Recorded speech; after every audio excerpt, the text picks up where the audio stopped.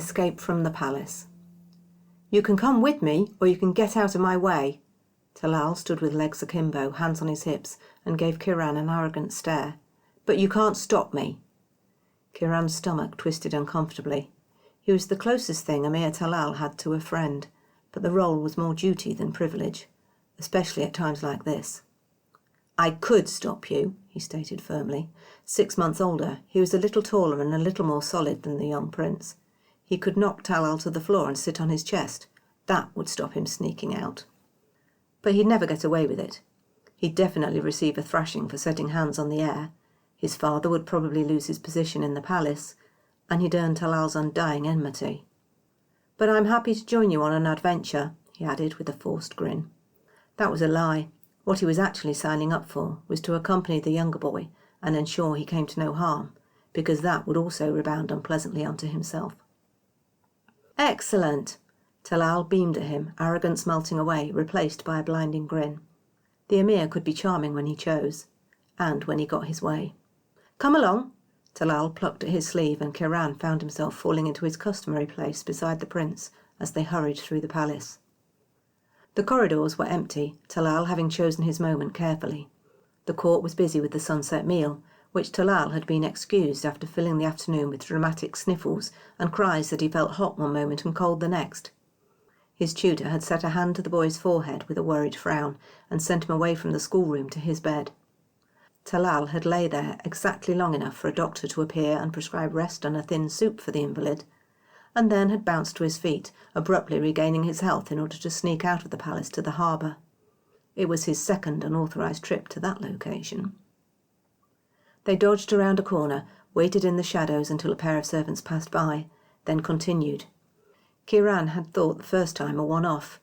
The Emir was usually an obedient son, but clearly he was changing, and changing in ways that threatened to land Qiran in trouble. He had been raised in the palace alongside the sultan's heir. He was under no illusions how matters played out in situations like this. If Talal was rebellious, Qiran was expected to keep him in line, and would face the consequences if he couldn't. Talal might be told off, might possibly receive a beating, but whatever punishment he received, it'd fall tenfold on Qiran's shoulders. Resentment prickled in his breast, the unfairness of life stealing his breath as they slipped out of the palace buildings and into the gardens beyond. He was the same age as Talal, but somehow he was expected to govern the boy when his tutors and guards failed to do so. It was an impossible task, especially when Talal was in a mood like this. "Come along," Talal hissed, as though Qiran were holding him back rather than almost tripping on his heels. They came within sight of the gates, and a spark of hope lit in Qiran's chest. Sentries stood either side. The Emir didn't have the authority to send them from their posts. They'd stop his wanderings. But Talal had anticipated the obstacle. "This way." They diverted shortly before the gates, finding a dim section of the wall with bushes dotted alongside the gravel walkways. Talal dodged behind one and emerged with a ladder, which he set against the wall. He climbed up quickly and sat astride the wall, one leg dangling each side, his robe rocked up to his thighs. "Come on," he chided Qiran, gesturing his friend to hurry. He stood at the foot of the ladder and scowled up at the grinning Emir. "You planned this?" Qiran hated his tone, but he couldn't help the sense of betrayal. Talal gave an arrogant smile. "Naturally. I'll be the Sultan one day. I don't leave things to chance. Come along." He gripped the top rung as though about to pull the ladder up. "I shan't wait for you." "I'm coming," Qiran muttered, setting his foot on the ladder and scrambling up after his supposed friend. Talal lifted the ladder up and over. He went down first, Qiran following, because he had no alternative. "Don't look so sulky," Talal told him. "You could be the second person to set eyes on my soulmate. What a coup that would be." Qiran bit back the reply that he didn't give a fig about seeing Talal's soulmate. The Emir was growing obsessed with his promised soul match. He had reason to be, since the prophecy that he would meet his soulmate had led to his being made the Sultan's heir. But recently, Talal seemed determined to hurry his fate into being. Qiran couldn't understand the fuss. He was unlikely to have a soulmate since they were vanishingly rare. If he was lucky, his father might be able to arrange a marriage that would advance his career and social status, but he wasn't eager for that event. The last thing he wanted was someone else to be responsible for. Talal had confided that his soulmate would be male, and he would arrive from across the sea apparently. Hence Talal's desire to sneak out to the harbour. The nighttime city streets weren't as quiet as the palace corridors had been, but it was easy for them to make their way to the harbour without being spotted and stopped. The harbour, as Qiran had discovered last time, was busy at all hours of the day and night. It was bustling enough that no one noticed two boys sitting atop a couple of barrels close to the harbour master's office. Even the fact that their clothes and high-shaved scalps declared them of high status didn't seem to cause a ripple. It was a relief to Qiran to be overlooked, and he suspected it might be even more so for Talal, who was always the centre of attention in the palace. Qiran sat cross-legged, folded his arms and tried to enjoy the freedom of being away from the palace. Talal's legs swung, his heels clattering against the barrel as he looked around, gaze bright and darting over each figure that came into sight. There, finally Qiran had something to say. What about him? The figure was several years older than them, a sailor by the looks of him.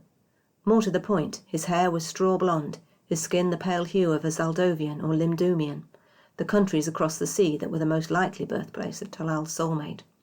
No, Talal wrinkled his nose, not him. Why not? Talal studied all the tales of soulmates in Sudarain's history, which meant Qiran did too. One sultana had found her soulmate in a beggar outside the temple. There was nothing to say Talal's soulmate couldn't be a humble sailor.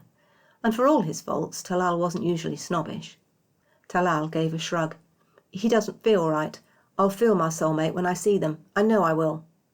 Qiran could make no reply to that, and they lapsed into silence. Bustle continued around them. The occasional pale face was pointed out and dismissed. After about an hour, with the moon high overhead, Talal announced it was time to return to the palace. But you haven't found him, Qiran felt obliged to point out. Not this time. Talal was cheerful, his mood ebullient despite the disappointment. Soon, I'm sure. They retraced their steps in companionable silence, through the city, over the wall and across the gardens, until they slipped inside the palace and into Talal's rooms, where they stopped dead. Mansur, the emir's personal servant, was standing in the middle of the room, arms folded across his broad chest, a scowl making him look like a ferocious djinn of legend. "And where," he boomed, "have you been, Blessed Highness?" Talal blinked. The emir seemed too taken aback by the challenge to find a reply. It was up to Qiran. He stepped forward, raising his chin to stare at Mansur, fighting to subdue the trembling that wanted to shake his limbs. "We were in the garden," he stated confidently. It was wrong to lie, but that wasn't a lie, was it? They had been in the garden.